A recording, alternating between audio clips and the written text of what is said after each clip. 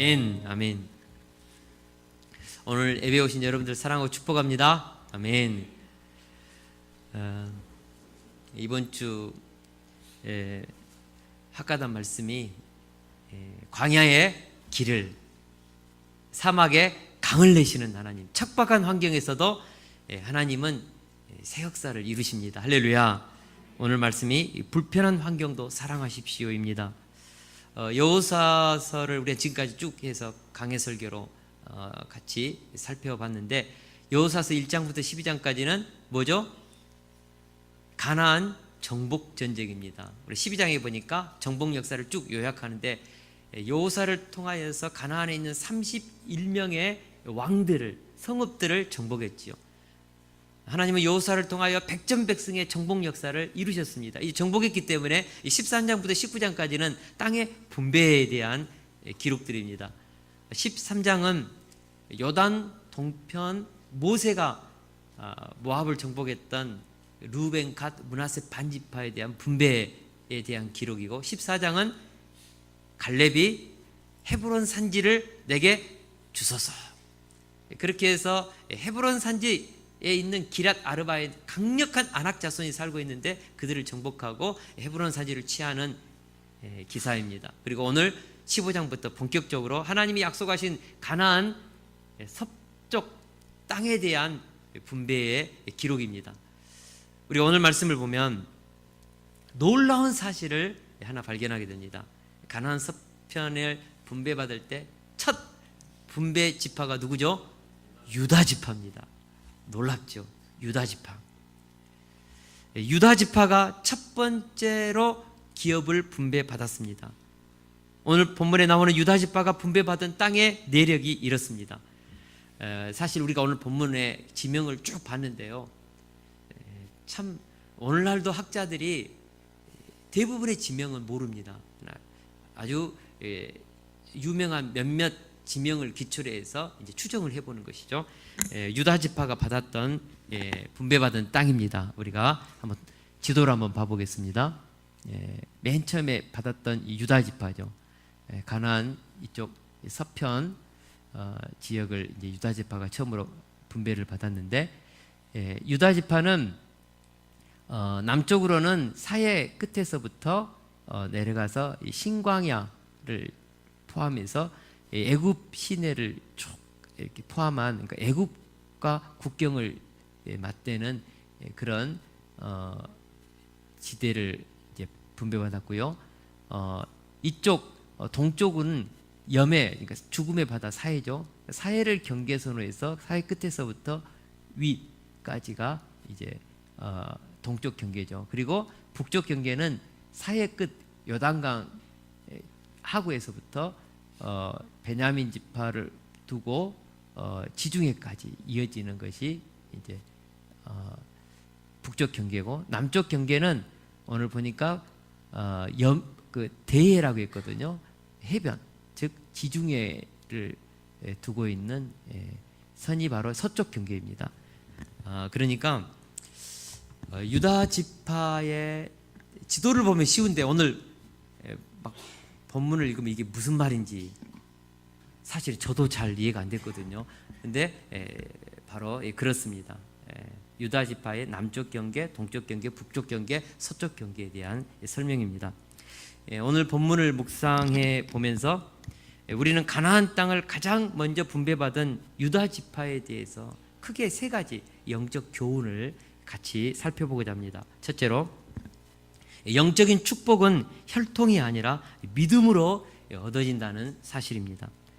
왜 유다 지파가 가장 먼저 가나안 땅을 분배받았을까요? 원래 야곱의 12지파의 장자가 누굽니까? 루벤이죠. 루벤. 야곱의 장자가 루벤입니다. 근데 루벤이 장자의 명분을 잃어버렸죠. 이유가 무엇입니까? 루벤이 젊은 날 정욕을 이기지 못하고 아버지 야곱의 서모였던 첩이었던 비라와 간통을 했습니다. 그러니까 젊은 날 정욕을 이기지 못하고 간통을 저짐으로 말미암아서 야곱의 장자의 명분을 그는 잃어버린 것이죠. 그리고 둘째가 시몬이고 셋째가 레위입니다.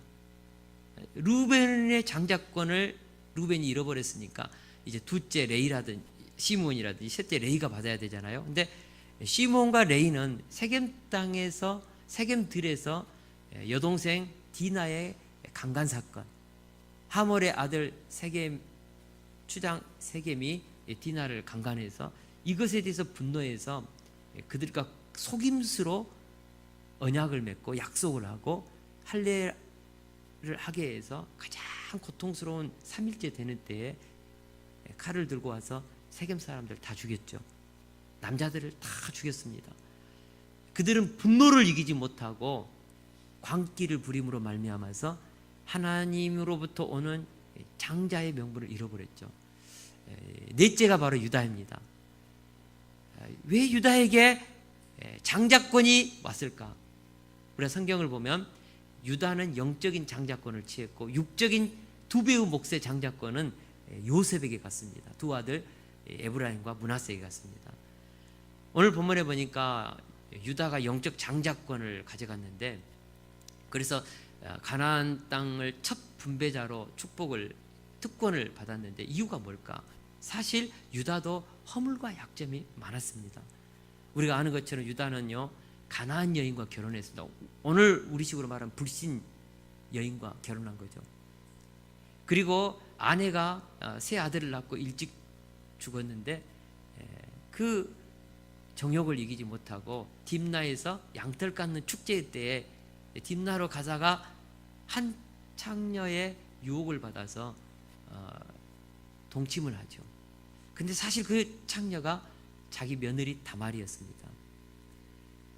그 집안의 계수 형사 취수 제도에 의해서 아들을 줘야 되는데 안 주니까 그렇게 한 것이죠. 결국 자기 며느리가 임신했다는 소식을 듣고 유다가 분노해서 잡아다가 불에 태워 죽이라고 그러죠. 근데 그때 다말이 시아버지가 주었던 지팡이와 도장을 내놓으면서 이 주인이 누구 건지 말해보라고. 그래서 유다가 그때 깨닫고요 회개하고 다말을 향하여 네가 나보다 옳다 그러면서 회개하고 자신의 그 죄를 그대로 다 드러내죠. 여러분, 남자가요 그런 그 얼마나 음란한 간음죄들을 숨기려고 합니까? 그것도 며느리하고 그죠? 그 부끄러운 죄지 않습니까? 그냥 시침이 뚝 떼고 무슨 말이냐 이건 내 거 아니다 라고 자기 며느리 다말을 불태워서 자기 죄를 은밀하게 숨길 수 있었습니다. 그럼에도 불구하고 유다는 만천하에 그 부끄럽고 추악한 자기의 죄를 그대로 공개하면서 다말이 네가 나보다 더 옳다라고 회개하고 눈물로 회개하고, 그리고 다말을 통하여 베레스와 세라를 낳았는데 그것을 자기 자녀로 받아들이죠. 이런 회개할 수 있는 용기, 그 가난한 마음, 이것이 영적 장자의 몫을 취하게 하는 결정적인 그런 기회였죠. 뿐만 아니라 자기 그 이복 형들이 요셉이 그 잘난 척하는 요셉에 대한 시기심 때문에 요셉을 죽이려고 하지 않습니까? 그때 유다가 긍휼한 마음을 품고 형제들을 설득합니다. 우리가 우리 동생을 죽이고 그의 피를 덮어둔들 무엇이 유익할까? 자, 그를 이스마엘 사람들에게 팔고 그에게 우리의 손을 대지 말자. 그는 우리의 동생이요 우리의 혈육이라. 요셉을 그 시기심 때문에 다 죽이려고 했던 형제들의 그 미움의 감정을 설득해서 요셉을 살려냈던 사람이 유다입니다. 긍휼의 마음이죠. 동생을 그래도 이복 동생이지만 살려내고자 하는 그 마음, 그것이 유다가 영적 장자권을 갖게 하는 또 다른 이유였죠. 그리고 우리 창세기 우리가 43장 4장에 보면은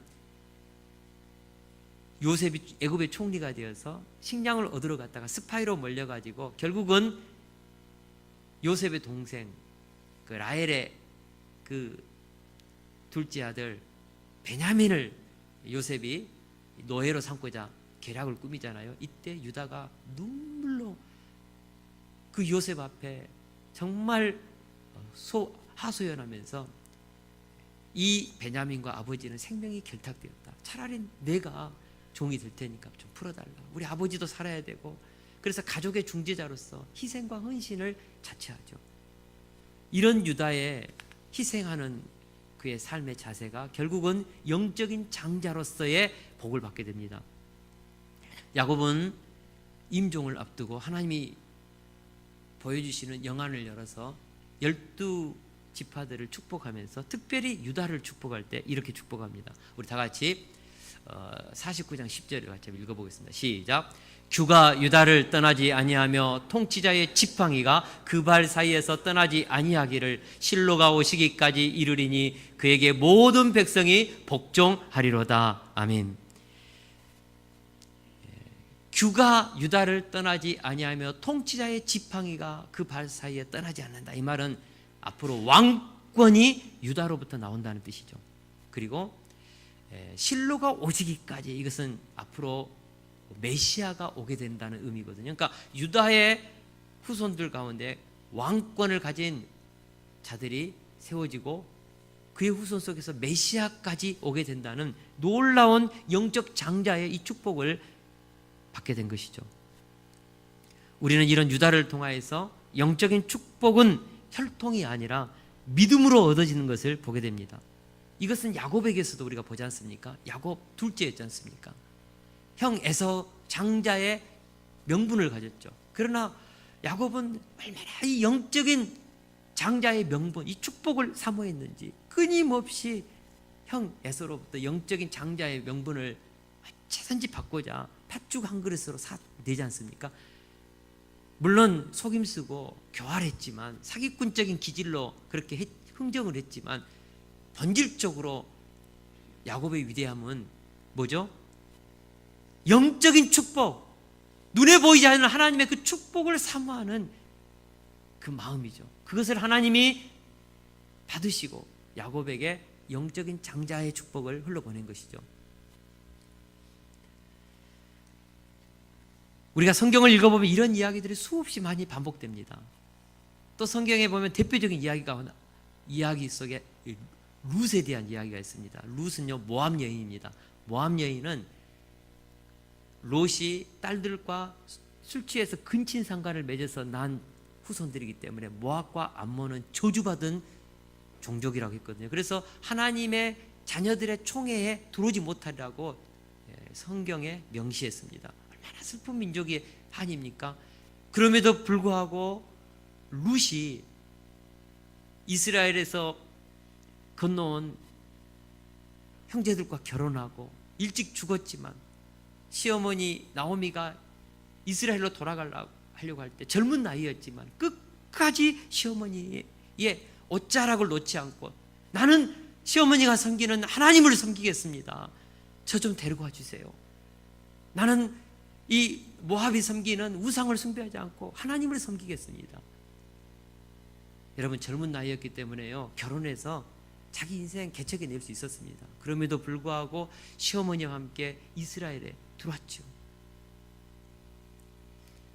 그런데 하나님이 그 룻의 믿음을 받으시고 나중에 보아스와 결혼해서 오벳을 낳고, 오벳이 이새를 낳고, 이새가 다윗을 낳고, 다윗의 왕통을 통하여서 메시아가 나오는, 어떻게 보면은 저주받은 한 모압의 여인이었지만 믿음으로 영적인 복을 사모하고서 믿음으로 결단해서 그는 왕권의 어머니, 메시아의 조상이 되는 축복을 받은 것이죠.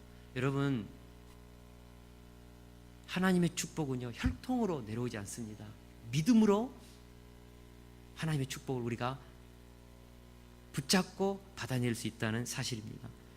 저는요, 영적인 축복이 혈통이 아니라 믿음으로 얻어진다는 이것이 얼마나 우리에게 큰 위로와 격려가 되는지요. 우리가 신앙생활을 하면서 영적인 금수저들이 있습니다. 부모님이 선교사님이고 목사님이고 장로님이고 권사님이고 안수 집사님, 이런 자녀들은요 얼마나 복되는지 모릅니다. 그냥 하늘에서 부모님을 통하여 내려오는 풍성한 진리와 생명을 받아 누리지 않습니까? 어렸을 때부터 교회 학교 다니면서 얼마나 복됩니까? 제가 잘 아는 신영구 목사님이 계시는데요. 신앙의 5대째입니다. 그러니까 복음이 처음 이 땅에 들어왔을 때부터요, 언더우드 아펜젤러가 왔었을 때부터 그 가정은 조사로 그 조상들이 섬기면서 신앙을 이어서 5대째, 지금 감리교 목사님인데 얼마나 부러운지 몰라요. 영성이 얼마나 깊은지 몰라요. 우리 교회도요, 여러 영적인 금수저들이 있습니다. 조상으로부터 믿음의 막 3대, 막 4대. 우리 김혜미 집사님도요, 어떻게 보면 영적인 금수저거든요. 부러워요. 또 우리 모진원 전도사님도 진짜 신앙의 막 3대까지 막 흐르는 축복의 가문이죠. 저는 영적인 흙수저입니다. 왜냐하면 제가 1대니까. 나로부터 제 아내도 처음 젊은 날 예수님 만나고, 우리 집안도 그렇고 아내 집안도 그렇고 아무도 믿는 사람이 없거든요. 그래서 우리가 유베프란 선교단지에서 주님을 만나서 캠퍼스 목자로 헌신하고 러시아 페테스부르크 선교사로 가려고 할 때 주변에서 미쳤다고 그랬거든요.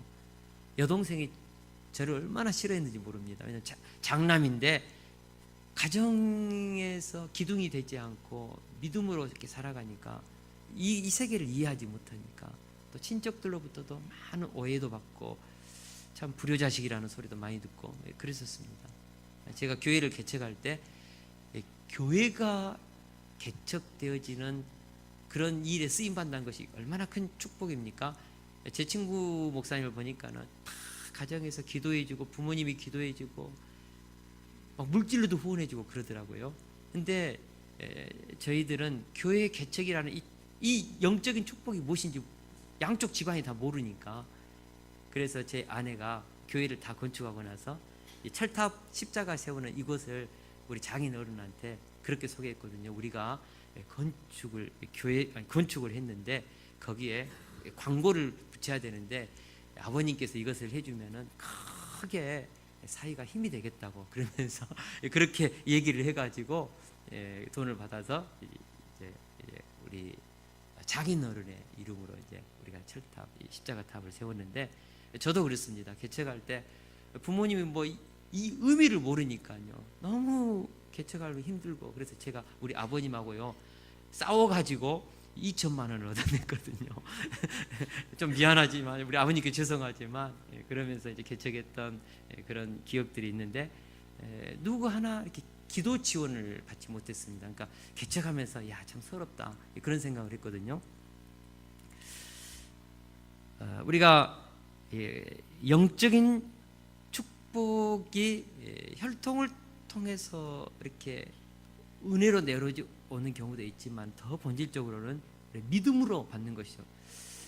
신앙의 일대가요, 어떻게 보면 혈통으로부터 오는 신앙의 믿음의 유산을 받는 사람의 은혜와 축복도 있지만, 일대에서 믿음으로 하나님의 영적인 장자권을 얻은 그 투쟁 속에서 얻어지는 신앙이요, 더 깊이가 있고 뿌리가 있고 더 어마어마한 영적인 부흥의 불이 있습니다. 할렐루야. 저는 우리 세속교회 성도님들이 영적인 축복이 혈통이 아니라 믿음으로 주어진다는 이 사실을 다시 한번 깨달을 수 있게 축원합니다. 허물과 약점 투성이의 삶일지라도 여러분, 영적인 축복을 놓지 마십시오. 영적인 장작의 이 축복을 내 대에서 얻으리라. 혈통으로부터 받지 못한 분들은요, 좀 결단하시고 나를 통하여서부터 아브라함의 복을 흘러보내는 가문의 복의 조상으로 한번 우뚝 설 수 있기를 주의 이름으로 축원합니다. 영적인 장자의 축복을 얻고자 소망하며 줄기차게 나아가면 하나님 우리를 통하여 하나님의 영적인 축복의 물줄기를 흘러보냅니다.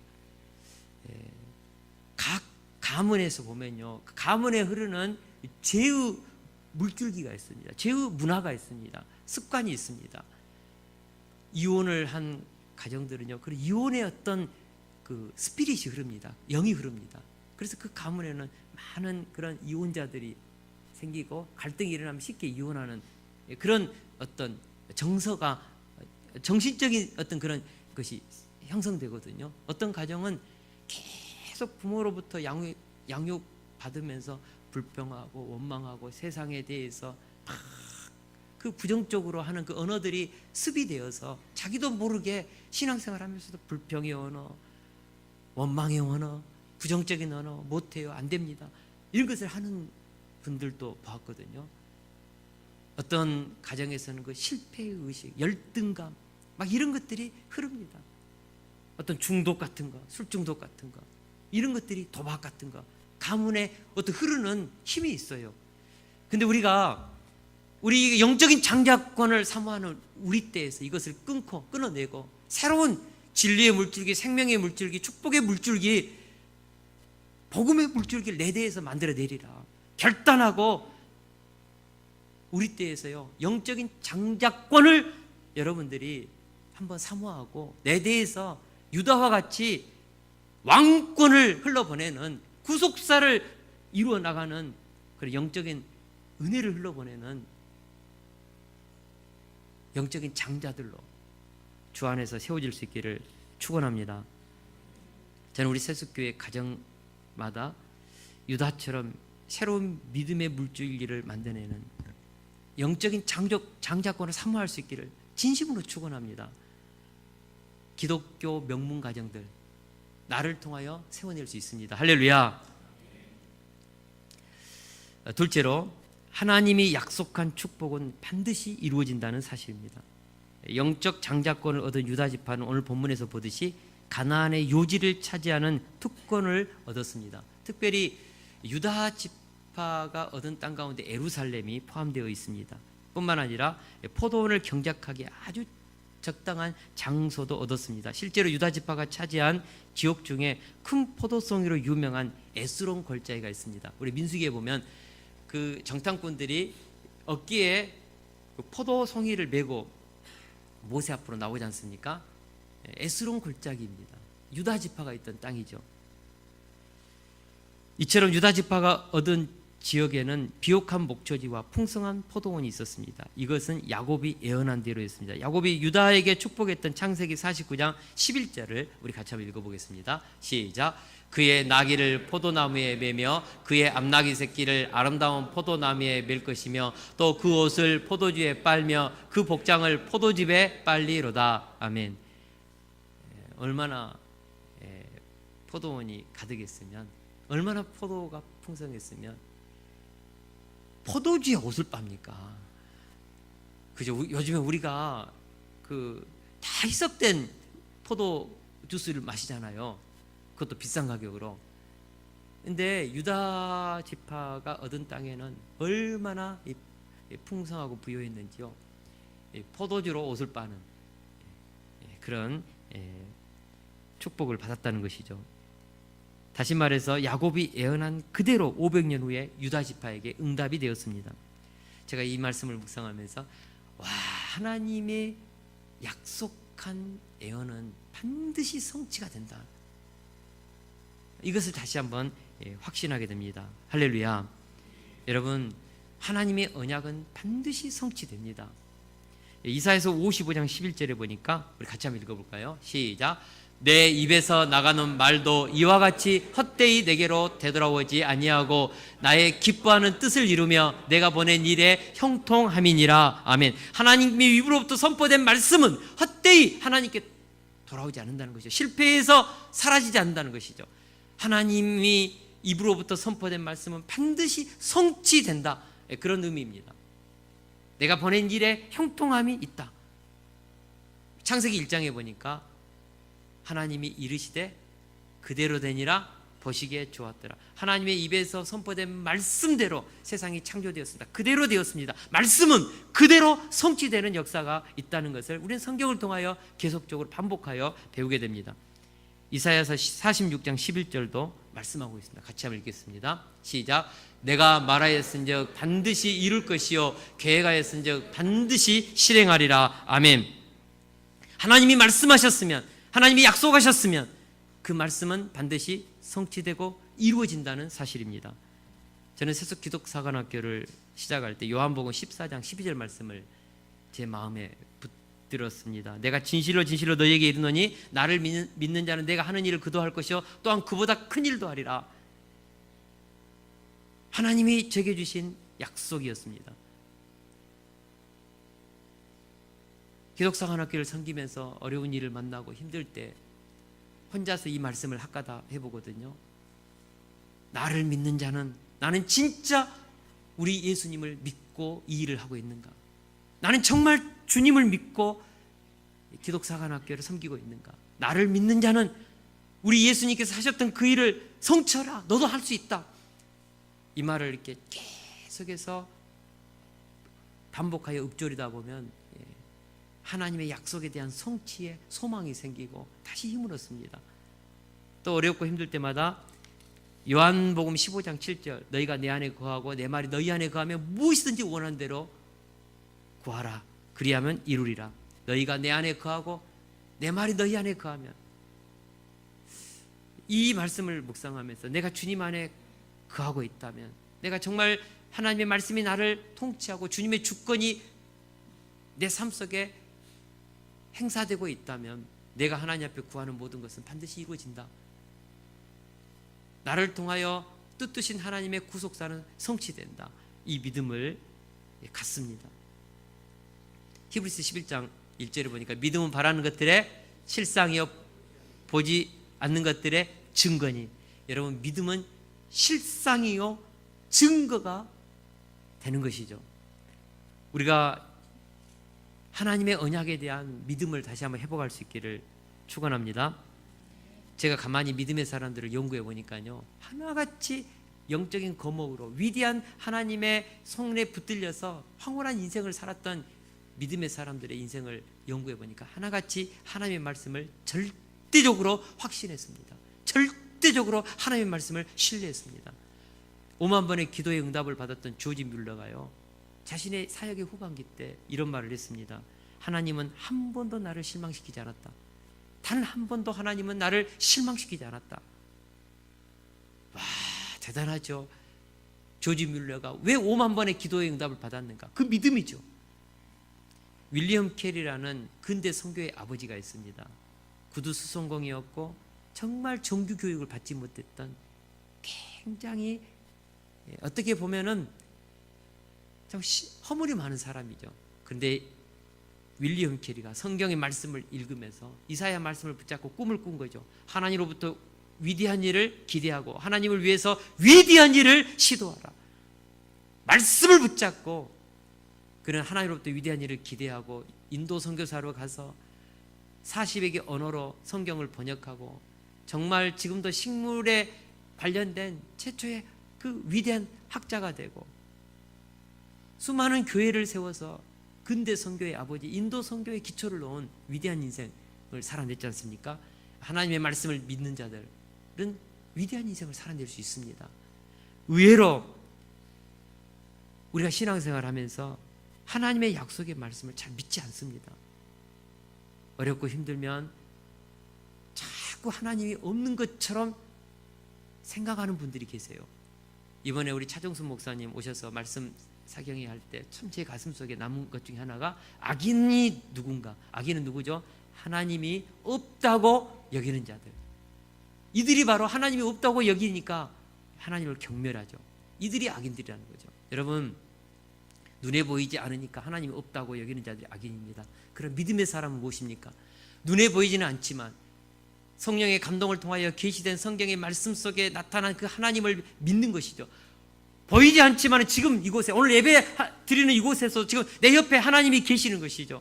어렵고 힘들 때도 내 옆에서 내 인생길을 인도하고 계시고 성경의 말씀을 통하여 말씀하고 계시는 그 하나님을 믿는 것이죠. 믿음의 사람들입니다.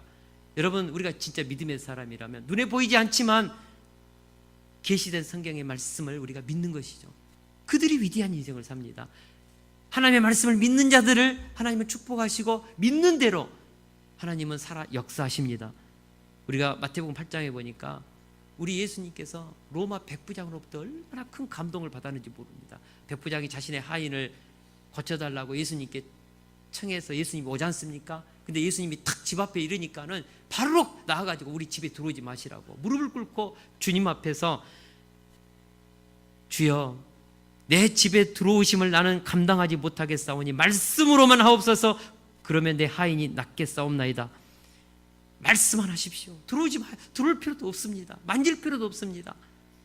우리 예수님께서 이 백부장의 고백을 듣고 얼마나 감동했는지. 지금까지 내가 만난 수많은 하나님의 자녀 이스라엘 가운데 이만한 믿음을 만나보지 못했다. 이방인 백부장, 로마인 백부장을 통하여 감동받은 우리 주님께서 가라, 내 믿음이 내 믿음대로 될지어다. 그 시로 하인이 나았죠. 여러분, 말씀을 믿는 그 믿음이 하나님을 내 삶 속에서 살아 역사하게 합니다. 아무리 위대한 하나님의 언약, 축복의 언약이 있어도 그것을 믿지 않으면 하나님이 일하실 수 없습니다. 저는 우리 세숫교회 성도님들이 약속을 성취하시는 하나님을 믿고 주여 말씀만 하옵소서, 이 믿음으로 약속의 말씀을 붙잡고 나아가서 내 삶 속에 일하시는 능력의 하나님, 기적의 하나님, 언약을 통하여 우리를 축복하시는 그 하나님을 깊이 있게 만날 수 있기를 축원합니다. 반드시 축복의 약속은 이루어지기 때문입니다. 아멘. 셋째로, 축복의 땅에도 척박한 광야가 있었다는 것이죠. 유다 지파에게 분배된 땅은 신령한 축복과 기름진 땅만이 아니라 메마른 광야와 죽음의 바다 사이가 둘러있는 척박한 땅도 있었다는 사실을 깨닫는 것이 중요합니다. 당시 가나안 족속 중에서요 가장 사나운 아낙 자손이 유다 지파가 분배받은 땅 속에 있었습니다. 그리고 해변에는 블레셋 지파가 있어요. 블레셋 족속들이 있었거든요. 나중에 우리가 사무엘 시대와 다윗 때 보면요, 블레셋 때문에 하마터면 이스라엘이 멸망당할 뻔했거든요. 강력한 해안 세력이었습니다. 그러니까 유다 지파는요, 광야, 신광야와 같은 척박한 광야도 있었고 사해 바다를 끼고 있는 죽음의 땅도 있었고요. 또 유다 지파가 얻은 땅에는 강력한 아낙 자손이 버티고 있었고, 블레셋 해안 족속들이 첨단 무기를 가진 그 블레셋 족속들이 있었죠. 그러니까 유다 지파가 얻은 땅이 꼭 축복의 땅만은 아닙니다. 물론 기름진 땅도 있었지만 죽음의 땅, 척박한 땅, 유다를 잘못하면은 유다보다 더 강력한 대적들이 진치고 있는 그런 땅을 분배받았다는 사실입니다. 그러나 유다가 분배받은 영토는 후일 유다 왕국의 중심지로 이스라엘 역사의 주요 무대가 되었습니다. 왜냐하면 영토의 악조건 때문에 더욱 하나님을 의지함으로 그 척박한 땅이 이스라엘의 영적 중심지로 바뀌게 된 것입니다. 여러분, 이것이 하나님의 은혜의 원리입니다. 할렐루야. 사방에는 보이는 것도 없고 사막이고 죽음의 바다가 둘러있는 환경이라 할지라도 그 환경 때문에 자신들보다 더 강력한 아낙 자손과 블레셋이라는 대적들 때문에 하나님 앞에 더 나아가서 무릎 꿇고 기도하고 의존함으로 말미암아서 유다는 살아난 것이죠. 살아낸 것이죠. 여러분, 유다 지파는요 어떻게 보면 정말 척박한 많은 부분이 있었죠. 그래, 그 환경 때문에 누구보다도 하나님께 열심히 기도한 것이죠. 그래서 오늘날도 유대인 이런 것은 유다인이거든요. 유다인을 유대인, 이스라엘 12지파 중에 많은 지파들이 이렇게 흡수되고 사라졌지만 유다인과 베냐민 지파. 그래서 오늘날 유태인 하면은 유다 지파로부터 남은 후손들이 이제 하나의 이스라엘의 대표적인 종족이 된 것이죠. 그만큼 유다가 살아남았습니다. 이유가 뭘까요? 척박하고 대적들이 우글거리는 곳에서 그들은 어느 지파보다도 하나님을 깊이 있게 의존해서 왕권을 가지는 그런 지도자들로 쓰임받은 것이죠. 이런 의미에서 우리가 나에게 주어진 불편한 환경도 사랑해야 합니다. 신광야, 사해바다, 요단강 등 내 눈에는 꽉 막혀있는 답답한 환경이지만 이것들이 나를 지키고 키울 때가 있다는 사실이죠. 반면에 눈을 뜨면 루벤 지파처럼 사방이 목초지이고 샘물이 풍성하고, 그래서 하나님이 언약으로 주신 요단 서편으로 건너가지 않고 요단 동편에 있는 그 목초지를 보고 모세에게 이 땅을 우리에게 달라고 루벤, 갓, 므낫세 반지파들 가장 먼저 역사 속에서 아수르의 침략을 받아서 사라졌습니다. 풍성하고 부유한 땅이라고 해서 정말 우리 인생이 끝까지 잘 나갈 것인가? 그렇지 않습니다. 우리가 창세기 13장에 보면요, 아브라함과 롯이 그 서로 거주하는 땅이 양들이 많이 가축이 늘어나니까 결국 분립하게 되잖아요. 이때 아브라함이 롯에게 네가 우하면 좌하고 좌하면 내가 우하겠다, 먼저 선택해라. 이때 다 롯이 소돔과 고모라와 소알 땅에 있는 그 물이 풍성하고 도시 문화권으로 형성된 그 아름다운 땅을 보면서 나는 저 땅으로 가겠다고 했지 않습니까? 반면에 아브라함은 유다 그 산지가 있는 광야로 그는 간 것이죠.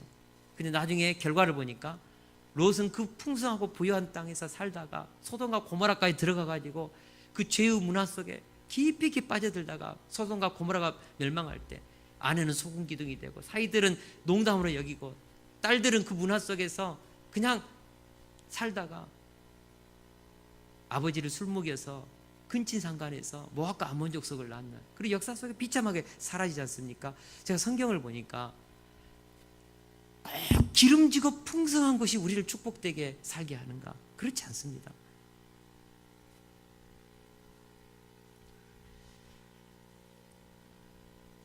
하나님은 절망했다, 미래가 보이지 않는 척박한 광야로 우리를 이끄셔서 하나님만 바라보도록 인도하실 때가 있습니다. 그것이 은혜이지요. 불편한 여건들 때문에 하나님의 음성을 사모하게 되고 기도할 수 있는 낮아짐을 갖게 된다는 사실입니다. 그러므로 우리가 좋은 환경, 좋은 조건에만 감사하지 말고 불편한 환경, 척박한 조건도 감사할 수 있어야 합니다. 왜냐하면 불편한 환경, 척박한 환경으로 나를 몰아넣어서 나를 연단하고 훗날 하나님의 구속사를 섬기는 왕족이 되게 하고 왕같은 제사장이 되게 하고 사람을 살려내는 성숙한 믿음의 사람들로 하나님이 세워내기 때문입니다. 제가 신앙생활하면서 깊이 있게 깨닫는 것은 하나님이 우리에게 주시는 모든 환경이 다 축복이라는 사실입니다. 모세를 보니까 그 풍성하고 부유한 애굽의 왕궁에서의 40년, 그것도 하나님의 구속사를 위해서 지도자의 훈련이었고, 척박한 광야의 미디안 광야의 40년도 모세를 영적으로 키워내는 어떻게 보면 광야 학교였죠. 저는 다윗의 인생을 생각하면서 정말 다윗이 사울의 사위가 돼가지고 왕궁에서 젊은 날을 다 보냈다면 다윗이 성경에 나오는 이토록 위대한 인물이 되었을까 놉니다. 사울의 시기를 받아서 쫓겨나서 왕궁에서 쫓겨나서 광야에서 헤매고 방황하면서 적진에 몸을 의탁하고 미친 척하면서 침을 흘리면서 대문을 긁으면 그런 고난을 당하면서 다윗이 하나님을 만나고 기도하고 인격이 자라고 영성이 열리고 연약하고 부족한 사람을 품을 수 있는 넓은 가슴을 가지게 된 것이죠. 어디서요? 광야에서입니다. 척박한 땅에서입니다. 우리는 본성적으로 고난을 싫어하고 실패를 싫어하고 척박한 광야를 싫어합니다. 그러나 결핍이 축복으로 이루어진 때가 얼마나 많습니까? 요즘 세계적인 K-팝 아이돌 가수가 있습니다. 다 아는 방탄소년단. 처음에는 방탄소년이 도대체 이게 뭐냐? 그래서 제가 한번 요즘에 이제 한번 유튜브를 찾으면서 방탄소년단에 대해서 좀 보거든요. 와, 엄청난 분들이 돼요, 이 사람들. 젊은 사람들이지만 이번에 타임즈 모델이 됐거든요. 그리고 유엔에서 연설도 하고 이번에 런던에서 유럽 지금 투어 하고 있는데요. 3분, 9분이면요 막 2만 장, 4만 장이 다 매진되는 거예요. 어마어마한 역사입니다. 우리는 지금 이걸 듣고 그런가 보다 하는데, 방탄소년단이 불렀던 노래 10곡이요 유튜브 1억 조회수를 넘었거든요. 제 사랑하는 애제자 우리 박기태 형제님은요, 제 그 설교 동영상을 보면서 열 몇 번밖에 되지 않는다고, 목사님 그 수제자 자기는 포기하겠다고 그래서 얼마나 상처가 되는지. 유튜브요 1000번 넘기 어렵고요 10,000번 넘기 어렵습니다. 1억입니다. 1억. 방탄소년단. 와, 근데 제가 이렇게 유튜브를 보니까 왜 이들이 성공했냐 연구하는 분들이 많더라고요. 회의에서도 연구하고. 근데 방탄소년들이 성공할 수 있었던 요인 중에 가장 핵심적인 요인 중에 하나가 결핍 때문이다라고 주장하는 분들이 많습니다. 방탄소년단은요, 우리나라에 보면 대형 엔터테인먼트 회사들이 있습니다. SM이라든지 JYP라든지. 근데 방탄소년단은 빅히트라는 소형 엔터테인먼트 소속사입니다. 이들 출신 자체가 다 촌놈들입니다. 실력은 갖추었지만 누구 하나 뭐 불러준 것도 없고 TV에서도 출연하기 어렵고, 그래서 SNS라든지 이런 어떤 유튜브, 소셜 미디어 이런 부분으로 그들은 자기들의 얼굴을 알리기 시작한 것이죠. 그러니까 내놓을 것은 실력밖에 없으니까 노력한 것이죠. 땀을 흘리고 정말 열심히 노력하고, 그래서 그들은 세계적인 대스타로 뜬 것이죠. 그러나 제가 가만히 인터뷰라든지 하는 것 보니까 정말 겸손해요, 이들이요. 그 대형 집회 끝나면은 다 카메라 후레쉬 받잖아요. 근데 거기에서 열려주는 파티에 참여하지 않고 다시 숙소로 가가지고 전 세계에 있는 그 팬들하고 그 SNS로 또 소통하고, 정말 겸손하더라니까요. 이들이 왜 이런 어마어마한 일들을 해낼 수 있었을까? 결핍입니다. 부족함입니다. 척박한 환경에서 그들은 진심으로 노력한 것이죠.